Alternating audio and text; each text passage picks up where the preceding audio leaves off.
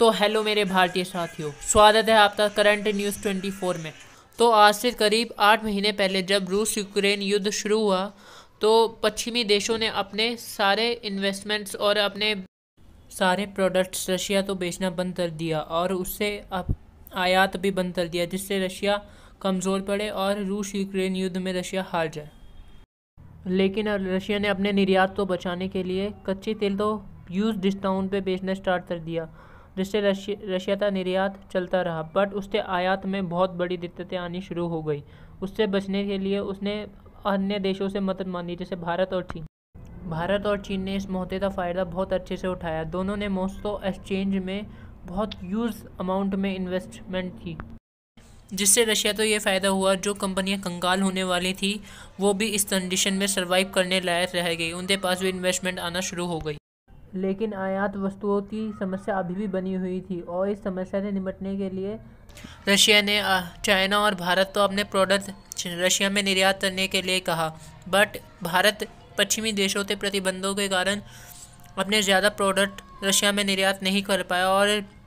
China ने इस मौके का फ़ायदा उठाया और बहुत बड़ी मात्रा में रशिया तो बहुत सारी वस्तुएं निर्यात की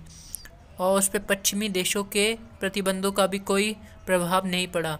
क्योंकि चाइना ने बहुत पहले से ही युआन और रूबल में लेन देन शुरू कर रखा था, जिसकी वजह से उसके ऊपर पश्चिमी देशों के प्रतिबंध के कोई भी प्रभाव नहीं पड़े। और इसे देख भारत ने भी रशिया के साथ रूपी रूबल ट्रेड की बात स्टार्ट की, लेकिन उस समय रुपये की अनिश्चितता के कारण यह डील पूरी नहीं हो पाई। लेकिन अभी 2 महीने से रुपये की स्थिरता तो देते हुए यह बात दोबारा चालू हुई। और अब से 2 हफ्ते पहले हमें ये बात एक न्यूज़ से पूरी होती भी दी थी, जब रशिया ने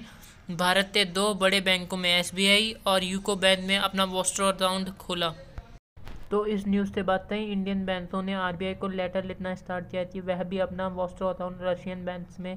खोलना चाहते हैं। और आज यह खबर आ रही है कि RBI ने 2 बैंकों की एप्लीकेशन तो अप्रूव कर दिया है, एक HDFC बैंक, दूसरा कैनरा बैंक। अब ये दोनों बैंक अपना वॉस्ट्रो अकाउंट रशिया बैंक्स में खोल सकते हैं,